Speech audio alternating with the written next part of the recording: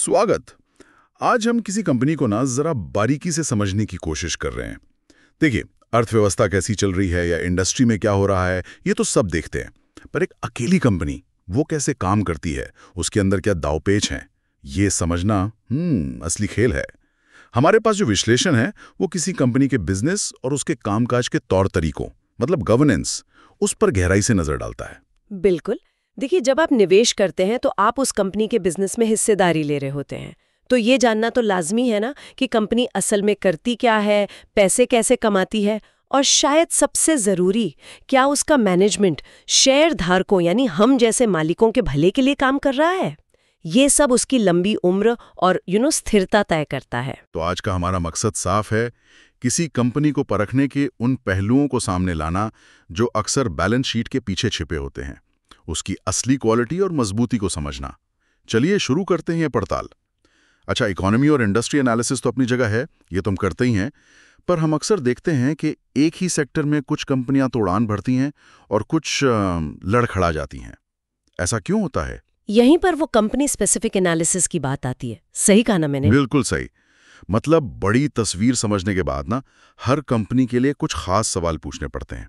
पहला तो यही, कंपनी का असल धंधा क्या है, इससे हमारी इंडस्ट्री की समझ साफ होगी। फिर उसका बिजनेस मॉडल क्या है, यानी वो पैसा कैसे बनाती है। देखिए, सिर्फ प्रोडक्ट बेचना काफी नहीं है, वो प्रोडक्ट ग्राहक तक कैसे पहुंचता है, कितनी कुशलता से पहुंचता है, ये सब बहुत मायने रखता है। और ये भी कि क्या उसके पास कंपटीशन के मुकाबले कोई खास ताकत है, जिसे हम कॉम्पिटिटिव एडवांटेज या वॉरेन बफे का मोट भी कहते हैं। हाँ बिल्कुल, वो बढ़त क्या है, और सवाल कितनी टिकाऊ है। साथ ही ये भी देखना होता है कि क्या कंपनी भविष्य में जो मौके आएंगे उनका फायदा उठा पाएगी, और जो मुश्किलें आएंगी उनसे निपट पाएगी। और इसमें देखिए, मैनेजमेंट का रोल बहुत बहुत बड़ा हो जाता है। क्या मैनेजमेंट काबिल है? क्या उनके पास सिर्फ आज की नहीं कल की भी सोच है? क्या वे अपनी योजनाओं को साफ तौर पर बता पाते हैं और उन पर खरे उतरते हैं? ये सब देखना पड़ता है। और एक पहलू जो आजकल बहुत अहम हो गया है, गवर्नेंस। मतलब क्या कंपनी के नियम कायदे ऐसे हैं कि मैनेजमेंट मनमानी ना कर सके और शेयरधारकों का हित वो सबसे ऊपर रहे। और सिर्फ नियम होना काफी नहीं, क्या वो वाकई लागू भी होते हैं, ये भी सवाल है। हाँ, यही वो मुद्दे हैं जिन पर गहराई से सोचना पड़ता है। ये बातें थोड़ी सब्जेक्टिव लग सकती हैं, मानती हूँ, लेकिन एक अच्छे विश्लेषक का काम है कि वो तथ्यों और आंकड़ों से इन गुणात्मक पहलुओं की पुष्टि करे। सिर्फ मैनेजमेंट की बातों पर यकीन कर लेना वो काफी नहीं है। तो समझने की शुरुआत कहाँ से करें? शायद उस बुनियादी सवाल से जो वॉरेन बफे हमेशा पूछते हैं, क्या मैं इस बिजनेस को समझता हूँ? उनका कहना है, बहुत ज्यादा कंपनियों में पैसा फैलाना तभी जरूरी है जब निवेशक समझ ही नहीं पा रहे हो कि वो क्या कर रहे हैं। इसका मतलब तो साफ है, उसी घोड़े पर दाव लगाओ जिसे आप जानते हो। एकदम से ठीक बात। भारत में ही देखे ना, 4000 से ज्यादा लिस्टेड कंपनियां हैं। हर एक को समझना तो नामुमकिन है। इससे अच्छा है कि कुछ चुनिंदा कंपनियों को गहराई से समझें। पूछें, ये कंपनी करती क्या है और कैसे करती है, इसके ग्राहक कौन है और वो इसी से क्यों खरीदते हैं, दूसरों से क्यों नहीं। कंपनी ग्राहकों तक अपना माल या सर्विस कैसे पहुंचाती है, उनका डिस्ट्रीब्यूशन चैनल क्या है। ये सब सवाल जरूरी हैं। और हर सेक्टर की अपनी अलग कहानी होती है ना, अपने अलग मीटर होते हैं जिनसे उसकी सेहत नापी जाती है। जैसे आपने रिटेल की बात की, तो वहाँ दुकानों में कितने लोग आ रहे हैं, फुटफॉल्स, और पुरानी दुकानों की बिक्री कितनी बढ़ रही है, सेम स्टोर सेल्स ग्रोथ, ये देखना शायद अहम हो जाता है। हाँ बिल्कुल, हर सेक्टर का अपना एक अलग पैरामीटर होता है। जैसे बैंकिंग में नेट इंटरेस्ट मार्जिन यानी निम देखा जाता है। ये बताता है कि बैंक अपने उधार देने के मुख्य व्यवसाय से कितना कमा रहा है। टेलीकॉम में आरपू यानी एवरेज रेवेन्यू पर यूजर, मतलब हर ग्राहक औसतन कंपनी को कितना पैसा दे रहा है। होटल इंडस्ट्री में कमरों का औसत किराया, occupancy rate. In sector specific पैमानों की समझ जरूरी है, वरना आप गलत चीजों पर ध्यान देते रहेंगे। और सिर्फ सेक्टर ही नहीं, एक ही सेक्टर में भी तो हर कंपनी का काम करने का तरीका अलग होता है। कोई ज्यादा एफिशिएंट होता है, कोई कम। बिल्कुल, यही बिजनेस मॉडल की अहमियत पता चलती है। मैनेजमेंट गुरु गैरी हैमेल ने बहुत अच्छी बात कही थी, असली मुकाबला प्रोडक्ट से सर्विसेज में नहीं बल्कि कंपनियों के बिजनेस मॉडल्स के बीच होता है। कौन कितनी लागत में, कितनी तेजी से, कितनी अच्छी क्वालिटी का माल ग्राहक तक पहुंचा देता है, यही उसकी कमाई तय करता है। दो कंपनियां हो सकता है एक जैसा प्रोडक्ट बना रहे हों, पर एक का मुनाफा दूसरे से कहीं ज्यादा हो सकता है सिर्फ बेहतर बिजनेस मॉडल की वजह से। आपने बिजनेस मॉडल की बात की और उसी से जुड़ा एक और दिलचस्प पहलू है प्राइसिंग पावर। इसका क्या मतलब है? मतलब कोई कंपनी अपने प्रोडक्ट की कीमत कितनी आसानी से बढ़ा सकती है बिना ग्राहक खोने के डर के? ये ताकत कहाँ से आती है? प्राइसिंग पावर बहुत जरूरी है, बहुत ज्यादा, क्योंकि इसी से पता चलता है कि कंपनी अपना मुनाफा बनाए रख पाएगी या नहीं, खासकर तब जब लागत बढ़ रही हो। जिन कंपनियों के पास ये ताकत होती है ना, वो लागत का बोझ ग्राहकों पे डाल सकती हैं, और अगर बाजार में मांग अच्छी है तो वे कीमतें बढ़ाकर ज्यादा मुनाफा भी कमा सकते हैं। पर यह पावर मिलती कैसे है? क्या ये सिर्फ इंडस्ट्री पर निर्भर करता है, जैसे कंपटीशन कितना है, या ग्राहक कीमत को लेकर कितने संवेदनशील हैं? वो जो इकोनॉमिक्स में कहते हैं प्राइस इलास्टिसिटी, यानी कीमत बदलने पर मांग कितनी घटती बढ़ती है, या फिर प्रोडक्ट कितना कमोडिटाइज्ड है, मतलब इतना आम कि ग्राहक को ब्रांड से फर्क नहीं पड़ता, सिर्फ कीमत देखता है, जैसे शायद सीमेंट या चीनी। देखिए, ये इंडस्ट्री वाले फैक्टर तो हैं ही, लेकिन असली ताकत कंपनी के अपने अंदरूनी फैक्टर से आती है। जैसे क्या कंपनी अपने सेक्टर की लीडर है? मिसाल के तौर पर पेट्रोकेमिकल्स में अक्सर रिलायंस इंडस्ट्रीज को लीडर माना जाता है। बाकी कंपनियां उसे देखकर अपनी कीमतें तय करती हैं, तो इससे रिलायंस को कीमत तय करने में एक तरह की कह सकते हैं आज़ादी मिलती है। अच्छा, और ब्रांड का नाम, उसका भी तो असर होता होगा? बिल्कुल, बहुत बड़ा असर। जिन कंपनियों का ब्रांड बहुत मजबूत होता है, ग्राहक उनके लिए ज्यादा कीमत देने को तैयार रहते हैं। सोचिए एप्पल के बारे में। एक और बड़ा फैक्टर है कंपनी का लो कॉस्ट बेस, मतलब बहुत कम लागत में उत्पादन करने की क्षमता। अगर कोई कंपनी बहुत सस्ता माल बना सकती है, तो वो कम कीमत रखकर भी अच्छा मुनाफा कमा लेगी, जबकि ज्यादा लागत वाले कॉम्पिटिटर्स के लिए ये मुश्किल होगा। तो ये समझना जरूरी है कि कंपनी की प्राइसिंग पावर सिर्फ इंडस्ट्री की देन है या उसकी अपनी कमाई हुई ताकत है। ठीक है, प्राइसिंग पावर समझ आया। अब आते हैं कॉम्पिटिटिव एडवांटेज पर। वो क्या चीज़ है जो एक कंपनी को दूसरों से बेहतर बनाती है? हमने देखा कि हर इंडस्ट्री में कुछ चैंपियन होते हैं जो लगातार अच्छा करते हैं। वो क्या अलग करते हैं? हाँ, अच्छा सवाल है। मोटे तौर पे देखें तो 3 तरीके हैं जिनसे कंपनियां खुद को अलग करती हैं। पहला, प्रोडक्ट ही अलग हो, प्रोडक्ट डिफरेंशिएशन। मतलब या तो क्वालिटी बेहतर हो या उसमें कुछ ऐसे फीचर्स हों जो दूसरों के पास नहीं है। इसके लिए लगातार रिसर्च और इनोवेशन यानी नई खोज करते रहने की जरूरत होती है। और हाँ, एक विश्लेषक को यहाँ सिर्फ कंपनी के दावों पर नहीं जाना चाहिए, बल्कि देखना चाहिए कि क्या वाकई प्रोडक्ट में दम है, क्या ग्राहक उसे पसंद कर रहे हैं। लेकिन अगर प्रोडक्ट बहुत ज्यादा अलग नहीं है, तब कंपनियां कैसे मुकाबला करती हैं? कई बिजनेस तो ऐसे होते हैं ना। सही कहा। तब दूसरा तरीका आता है कीमत में मुकाबला, कम्पेटिटिव प्राइसिंग, यानी दूसरों से सस्ता बेचना। लेकिन देखिए, ये तभी काम करता है जब कंपनी की लागत वाकई कम हो, किसी खास टेक्नोलॉजी या बेहतर प्रोसेस की वजह से। इसे ऑपरेशनल एफिशिएंसी कहते हैं। वरना अगर सिर्फ अपना मार्जिन काटकर सस्ता बेचा, तो कोई भी कॉम्पिटिटर कीमत कम करके बराबरी कर लेगा और आखिर में किसी को फायदा नहीं होगा, है ना? यहाँ ये देखना होता है कि क्या कंपनी वाकई कम लागत पर काम कर सकती है या सिर्फ प्राइस वॉर लड़ रही है। और तीसरा तरीका वो क्या है? तीसरा और शायद सबसे मुश्किल भी है बेहतर काम करना, बेटर एग्जीक्यूशन। इसमें सब कुछ आ जाता है। ग्राहकों से बेहतर रिश्ता बनाना, सामान बेचने का ज्यादा असरदार तरीका ढूंढना, सप्लाई चेन को बेहतर मैनेज करना, और सबसे जरूरी मैनेजमेंट का ट्रैक रिकॉर्ड कि वो अपनी बनाई योजनाओं पर अमल कितना अच्छा कर पाते हैं। कई बार कंपनियां अच्छी योजनाएं तो बना लेती हैं, पर उन्हें ठीक से लागू नहीं कर पाती। इन सब चीजों को समझने के लिए एक फ्रेमवर्क अक्सर इस्तेमाल होता है, स्वॉट analysis. Strengths, weaknesses, opportunities, threats. ताकत, कमजोरी, अवसर और खतरे। कहते हैं ताकत और कमजोरी कंपनी के अंदर की बातें हैं और अवसर और खतरे बाहर के माहौल से आते हैं। ये सुनने में तो सीधा लगता है, पर एक निवेशक इसे असल में कैसे इस्तेमाल करे? ये एक अच्छा फ्रेमवर्क है, बिल्कुल, लेकिन इसे इस्तेमाल करने का तरीका अहम है। आमतौर पर लोग पहले कंपनी की ताकत और कमजोरी गिनाने लगते हैं, पर एक विश्लेषक के लिए शायद ज्यादा फायदेमंद ये हो कि वो पहले बाहरी माहौल को देखें, क्या अवसर हैं और क्या खतरे मंडरा रहे हैं। फिर ये परखें कि कंपनी की कौन सी ताकत उसे इन मौकों का फायदा उठाने में मदद करेगी और कौन सी कमजोरी उसे खतरों के सामने ला खड़ा करेगी। ये थोड़ा EIC अप्रोच जैसा है। क्या आप कुछ उदाहरण दे सकती हैं? जैसे ताकत या कमजोरी क्या हो सकती है किसी कंपनी की? जरूर। ताकत हो सकती है कंपनी की मजबूत आर्थिक हालत, कोई खास टेक्नोलॉजी या ब्रांड जिसे हम इंटेलेक्चुअल प्रॉपर्टी कहते हैं, ग्राहकों का फैला हुआ होना, मतलब किसी एक ग्राहक पर निर्भरता कम होना, कम लागत पर उत्पादन या ज्यादा मुनाफा मार्जिन, और मैनेजमेंट का योजनाओं को सफल बनाने का अच्छा पिछला रिकॉर्ड।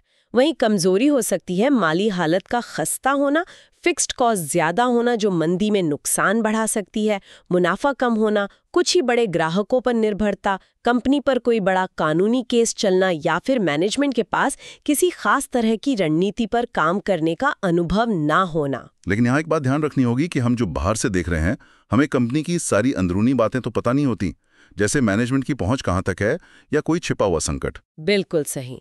और हमें शायद सिर्फ उन्हीं ताकतों और कमजोरियों पर ध्यान देना चाहिए जो बाहरी अवसरों और खतरों से सीधे जुड़े हों। अब अवसरों और खतरों की बात करें, अवसर बाहर से आते हैं, जैसे कोई नई टेक्नोलॉजी आ गई जिससे बिजनेस बढ़ सकता है, या सरकार की कोई नई पॉलिसी आई जिससे फायदा हो। याद है Y2K की समस्या, उसने भारतीय IT कंपनियों के लिए कैसे दरवाजे खोल दिए थे। या फिर मान लीजिए कोई बड़ी कंपनी डूब गई जैसे जेट एयरवेज, तो बाकी एयरलाइनों को उसका मार्केट शेयर हथियाने का मौका मिल गया। ये अवसर होते हैं। खतरे भी बाहरी होते हैं, जैसे आर्थिक मंदी आ गई, सरकार का कोई नया नियम बिजनेस के खिलाफ आ गया, जैसे सिंगल यूज प्लास्टिक पर बैन, कोई नई टेक्नोलॉजी आई जो पुराने धंधे को खत्म कर दे, जैसे आजकल AI का असर BPO इंडस्ट्री पर पड़ने की बात हो रही है, या फिर नियमों में ढील जिससे अचानक कंपटीशन बहुत बढ़ जाए। इसमें यह भी जरूरी है कि हम असली और बड़े खतरों पर ध्यान दें, न कि हर छोटी मोटी आशंका पर, वरना तो लिस्ट बहुत लंबी हो जाएगी। हाँ बिल्कुल, फोकस रखना जरूरी है। हमें उन खतरों पर ध्यान देना चाहिए जिनके होने की संभावना ज्यादा है और जिनका असर बड़ा हो सकता है। हर ब्लैक स्वान इवेंट के पीछे नहीं भाग सकते। चलिए अब एक बहुत ही, मैं कहूँगा, पेचीदा मुद्दे पर आते हैं, मैनेजमेंट की क्वालिटी और कंपनी का गवर्नेंस स्ट्रक्चर। ज्यादातर बड़ी कंपनियों में मालिक यानी शेयर होल्डर और कंपनी चलाने वाले यानी मैनेजमेंट या अलग अलग होते हैं। इससे वो एजेंसी रिस्क पैदा होता है जिसकी बात होती है। क्या मैनेजमेंट शेयर धारकों के फायदे के लिए काम करेगा या अपने लिए? हाँ, ये सबसे बड़ा सवाल है निवेश में। मैनेजमेंट कितना काबिल है, मतलब कॉम्पिटेंट, और कितना ईमानदार है, इंटेग्रिटी कितनी है, ये जानना बहुत जरूरी है। पर ईमानदारी को परखना ये लगभग नामुमकिन है जब तक कोई बड़ी गड़बड़ी सामने ना आ जाए। इसीलिए विश्लेषक अक्सर कंपनी के कॉर्पोरेट गवर्नेंस स्ट्रक्चर पर ज्यादा ध्यान देते हैं। क्या ऐसे नियम और सिस्टम बने हुए हैं जो मैनेजमेंट को मनमानी करने से रोकें? चेक्स एंड बैलेंसेस हैं या नहीं? तो मैनेजमेंट की काबिलियत कैसे जांची जाए? ये तो बहुत व्यक्तिपरक सा लगता है। मुश्किल है, मानती हूँ, पर नामुमकिन नहीं। कुछ सवाल पूछे जा सकते हैं जिनसे अंदाजा लगे। जैसे मैनेजमेंट टीम की पढ़ाई लिखाई और अनुभव कैसा है? क्या उनके पास जिस इंडस्ट्री में वो है उसका अच्छा अनुभव है? पिछली कंपनियों में उनका ट्रैक रिकॉर्ड कैसा रहा? इस कंपनी में कितने समय से हैं और तब से कंपनी ने कैसा प्रदर्शन किया है? क्या उनके पास कंपनी के लिए लंबी अवधि की कोई सोच या रणनीति है? और सबसे जरूरी, क्या वे अपनी मौजूदा रणनीति को लागू करने में सक्षम लगते हैं? क्या वे छोटी अवधि के लक्ष्यों को पूरा कर पाते हैं जो वे खुद तय करते हैं, जिसे गाइडेंस कहते हैं? क्या वे सारे कानूनी नियमों का पालन समय पर करते हैं? इसमें कोताही एक बड़ा रेड फ्लैग हो सकता है। क्या कंपनी में फैसले लेने की ताकत सिर्फ एक या दो लोगों के हाथ में सिमटती हुई है, जिसे की मैन रिस्क कहते हैं, यानी किसी एक महत्वपूर्ण व्यक्ति पर अत्यधिक निर्भरता का जोखिम? क्या आगे के लिए लीडर तैयार करने की कोई योजना है, सक्सेशन प्लान है? ये सब देखना होता है। काफी सारे पॉइंट्स हैं। ये तो हुई मैनेजमेंट की बात। अब आते हैं कॉर्पोरेट गवर्नेंस पर। मतलब वो नियम और प्रक्रियाएं जो सुनिश्चित करें कि कंपनी सिर्फ मुनाफा ही न देखे बल्कि सभी का ध्यान रखे, शेयरधारक, कर्मचारी, ग्राहक, समाज, सबका। हाँ, भारत में सेबी ने लिस्टेड कंपनियों के लिए क्लॉज 49 में कुछ न्यूनतम मानक तो तय किए हैं, लेकिन अच्छे गवर्नेंस के लिए हमें इससे आगे देखना चाहिए। कुछ अहम बातें जिन पर नजर रखनी चाहिए। बोर्ड की स्वतंत्रता। क्या बोर्ड में ज्यादातर डायरेक्टर स्वतंत्र हैं, जिनका कंपनी या प्रमोटर से सीधा कोई लेना देना ना हो? क्या चेयरमैन और CEO, MD अलग-अलग व्यक्ति हैं? ताकि ताकत एक जगह केंद्रित ना हो। सेबी ने टॉप 1000 कंपनियों के लिए ये अनिवार्य कर दिया है। ऑडिट की गुणवत्ता, क्या ऑडिटर स्वतंत्र है? कहीं ऐसा तो नहीं कि उसकी ज्यादातर कमाई इसी कंपनी या ग्रुप से आती हो?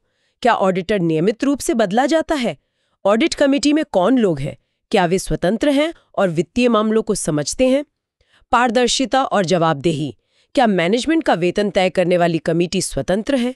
क्या कंपनी प्रमोटर्स या मैनेजमेंट से जुड़ी दूसरी कंपनियों के साथ जो लेन देन करती है, जिन्हें रिलेटेड पार्टी ट्रांजैक्शंस कहते हैं, उसकी पूरी जानकारी और सही वजह देती है? इन पे खास नजर रखने की जरूरत होती है, क्योंकि यहीं गड़बड़ी की गुंजाइश ज्यादा होती है। आपने प्रमोटर का जिक्र किया। भारत में ये प्रमोटर होल्डिंग का कॉन्सेप्ट काफी अहम है, जो शायद पश्चिमी देशों में उतना नहीं होता। इसके क्या मायने हैं? हाँ, ये भारतीय बाजार की एक खासियत है। प्रमोटर यानी कंपनी के संस्थापक या वो लोग जिनका कंपनी पर कंट्रोलिंग स्टेक है। इनके होने के फायदे भी हैं, जैसे वे मैनेजमेंट पर नजर रखते हैं और कंपनी के साथ लंबी अवधि तक जुड़े रहते हैं। लेकिन नुकसान भी हो सकता है। कभी कभी वे अपने असर का इस्तेमाल छोटे शेयर धारकों के हितों के खिलाफ कर सकते हैं, खासकर रिलेटेड पार्टी लेन देन में। इसलिए उनकी हिस्सेदारी कितनी है और क्या वो घट बढ़ रही है, इस पर ध्यान देना बहुत जरूरी है। और एक चीज और सुनते हैं, प्रमोटरों का अपने शेयर गिरवी रखना, प्लेजिंग ऑफ शेयर्स। इसका क्या मतलब है और क्या ये चिंता की बात है? देखिए, प्रमोटर अपनी कंपनी के शेयरों को गिरवी रखकर लोन ले सकते हैं। ये अपने आप में बुरा नहीं है। हो सकता है उन्हें किसी और बिजनेस के लिए पैसा चाहिए हो, लेकिन चिंता तब होती है जब बहुत ज्यादा शेयर गिरवी रखे हो। क्यों? क्योंकि अगर शेयर की कीमत गिरती है तो लोन देने वाले उनसे और शेयर गिरवी रखने को कह सकते हैं, या फिर अगर वो नहीं दे पाए तो बाजार में शेयर बेचकर अपना पैसा वसूल सकते हैं। और जब बड़ी मात्रा में शेयर बिकते हैं तो कीमत पर और दबाव बनता है। तो कितने शेयर गिरवी है ये देखना जरूरी हो जाता है, थोड़ा रिस्क बढ़ जाता है। सही कहा। अच्छा, प्रमोटर या मैनेजमेंट अक्सर अपनी कंपनी के भविष्य की बहुत सुनहरी तस्वीर दिखाते हैं, बड़े सपने दिखाते हैं, जोखिमों की बात कम ही करते हैं। बिल्कुल, लेकिन एक निवेशक को हमेशा पूछना चाहिए, इसमें गड़बड़ क्या हो सकती है? What can go wrong? एक अच्छा मैनेजमेंट जोखिमों को पहचानता है, उन्हें स्वीकार करता है और उनसे निपटने की योजना बनाता है। जो ये कहे कि हमारे बिजनेस में कोई रिस्क ही नहीं है, उससे तो सावधानी ही रहना चाहिए। हो सकता है उसे पता ही ना हो कि उसे क्या नहीं पता। एक और पहलू जो शायद अनदेखा रह जाता है, कंपनी की क्रेडिट रेटिंग का इतिहास। ये तो कंपनी की लोन चुकाने की क्षमता बताती हैं। इसका हम जैसे इक्विटी निवेशकों से क्या लेना देना? डेबिट लेना देना है, बिल्कुल है। सोचिए, कंपनी शेयर धारकों को डिविडेंड या रिटर्न तभी दे पाएगी जब वो पहले अपना कर्ज चुका दे, है ना? तो क्रेडिट रेटिंग बताती है कि कंपनी की माली हालत कितनी मजबूत या कमजोर है। ये उसके वित्तीय जोखिम का एक अच्छा अंदाजा देती है। और सिर्फ आज की रेटिंग नहीं, बल्कि पिछले कुछ सालों में रेटिंग कैसे बदली है ये देखना भी दिलचस्प है। रेटिंग एजेंसियां अपनी रिपोर्ट में बताती हैं कि वे क्यों रेटिंग बदल रही हैं या उन्हें क्या चिंताएं हैं। अगर कंपनी ने उन चिंताओं पर काम किया है और रेटिंग सुधरी है तो ये मैनेजमेंट के रवैये के बारे में एक अच्छा संकेत देता है। अच्छा, और आजकल एक नया ट्रेंड जोर पकड़ रहा है, ESG, यानी एनवायरनमेंट, सोशल और गवर्नेंस। पहले लगता था ये सिर्फ उन निवेशकों के लिए है जो पैसे के साथ साथ दुनिया पर अच्छा असर भी डालना चाहते हैं, जिन्हें इम्पैक्ट इन्वेस्टर्स कहते हैं। लेकिन अब ऐसा नहीं है क्या? नहीं, अब ये बिल्कुल मुख्य धारा में आ गया है।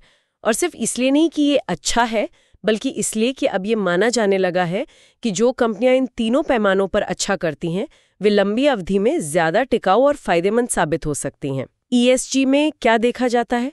पर्यावरण।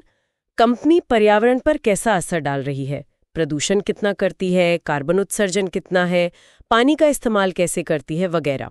सामाजिक। कंपनी अपने कर्मचारियों, ग्राहकों और समाज के प्रति कितनी जिम्मेदार है, मानवाधिकार, बराबरी, उत्पाद की सुरक्षा वगैरह। शासन। कंपनी के अंदरूनी नियम, कायदे और पारदर्शिता कैसी है, जिसकी हमने पहले भी काफी बात की। तो निवेशक इसे कैसे इस्तेमाल करते हैं? क्या इस सिर्फ एक फिल्टर की तरह है कि पहले ESG देख लो फिर बाकी चीजें? हाँ, कई निवेशक इसे पहले फिल्टर की तरह इस्तेमाल करते हैं। यानी वो सिर्फ उन कंपनियों में निवेश करेंगे जो ESG के कुछ न्यूनतम मानकों को पूरा करती हों, फिर उन चुनी हुई कंपनियों का बाकी रेगुलर विश्लेषण करते हैं। और इसके पीछे सोच ये है कि ESG पर ध्यान देने वाली कंपनियां भविष्य के जोखिमों से बेहतर तरीके से निपट सकती हैं, जैसे पर्यावरण नियमों का उल्लंघन या सामाजिक विरोध का खतरा कम होता है, उनकी ब्रांड इमेज अच्छी होती है, वे अच्छे कर्मचारियों को आकर्षित कर पाती हैं और कई बार संसाधनों का बेहतर इस्तेमाल करके लागत भी बचाती हैं। पानी, बिजली कम इस्तेमाल करना। भारत में भी अब सेबी ने टॉप 1000 लिस्टेड कंपनियों के लिए FY23 से BRSR यानी business responsibility and sustainability report जारी करना अनिवार्य कर दिया है। इसमें ESG से जुड़ी काफी जानकारी होती है, तो इससे विश्लेषण में काफी मदद मिलेगी। वाह, इतनी सारी बातें, बिजनेस मॉडल, स्वॉट, मैनेजमेंट, गवर्नेंस, ESG, ये सब जानकारी मिलेगी कहाँ से? कौन से स्रोत हैं जिन पर एक विश्लेषक भरोसा कर सकता है? कहाँ ढूंढे ये सब? जानकारी के कई स्रोत हैं और सब पर नजर रखनी पड़ती है। सबसे पहले तो कंपनी की अपनी वार्षिक रिपोर्ट यानी एनुअल रिपोर्ट और हर 3 महीने पर आने वाली तिमाही रिपोर्ट यानी क्वार्टरली रिपोर्ट्स। ये तो बाइबल की तरह हैं। फिर मैनेजमेंट की कॉन्फ्रेंस कॉल के ट्रांसक्रिप्ट्स, जहां वे विश्लेषकों के सवालों के जवाब देते हैं। बहुत कुछ पता चलता है वहां से। कंपनी की निवेशक प्रस्तुतियां यानी इन्वेस्टर प्रेजेंटेशंस और मैनेजमेंट के इंटरव्यू भी अहम होते हैं। कंपनी की वेबसाइट, सरकारी वेबसाइटें जैसे कॉर्पोरेट मामलों के मंत्रालय यानी MCA की वेबसाइट, क्रेडिट रेटिंग एजेंसियों की रिपोर्ट, मीडिया में छपी खबरें और यहाँ तक कि प्रतिस्पर्धियों की वेबसाइटें भी काफी कुछ बता सकती हैं। कभी कभी कंपनी के सप्लायर्स, ग्राहक या डीलर से बात करके भी अंदर की अच्छी जानकारी मिल जाती है। और अब जैसा हमने कहा, BSR रिपोर्ट भी ESG के लिए एक महत्वपूर्ण स्रोत बन गई है। तो स्रोतों की कमी नहीं है, बस मेहनत करनी पड़ती है। तो कुल मिलाकर किसी कंपनी को समझना सिर्फ उसकी बैलेंस शीट या प्रॉफिट लॉस स्टेटमेंट देखने जैसा बिल्कुल नहीं है। ये तो जासूसी जैसा काम है। सही कहा ना? आपको उसके बिजनेस की नस नस को समझना होगा, उसके कॉम्पिटिटर्स के मुकाबले उसकी ताकत को पहचानना होगा, मैनेजमेंट की नीयत और काबिलियत को परखना होगा, कंपनी के नियम कायदों को देखना होगा, जोखिमों का अंदाजा लगाना होगा और अब तो पर्यावरण और समाज पर उसके असर को भी ध्यान में रखना होगा। बहुत कुछ है। बिल्कुल, ये एक लगातार चलने वाली और काफी गहरी प्रक्रिया है। कोई एक फॉर्मूला नहीं है जो हर कंपनी पर फिट हो जाए। हर कंपनी की अपनी कहानी होती है, अपनी चुनौतियां होती हैं, अपने मौके होते हैं और विश्लेषक का काम है उस कहानी के सभी पहलुओं को समझना, अच्छे और बुरे दोनों। तभी आप उसकी असली कीमत और भविष्य की संभावनाओं का सही अंदाजा लगा सकते हैं। आज की इस बातचीत से एक सवाल मेरे मन में आ रहा है, जिस पर शायद सोचना चाहिए। ये जो हमने मात्रात्मक चीज़ों जैसे आंकड़े और गुणात्मक चीज़ों जैसे मैनेजमेंट की ईमानदारी या गवर्नेंस की क्वालिटी की बात की, इनके बीच संतुलन कैसे बनाया जाए? कौन सी चीज़ ज़्यादा ज़रूरी है? क्या आंकड़े ज़्यादा मायने रखते हैं या ये सॉफ्ट फैक्टर्स? और ख़ासकर भारत जैसे बाजार में, जहां प्रमोटरों का इतना दबदबा होता है, क्या ये विश्लेषण पश्चिमी देशों के बाजारों से अलग तरीके से करना पड़ता है? सोचने के लिए एक दिलचस्प पहेली है ये। खैर, अगली बार तक विश्लेषण करते रहिए।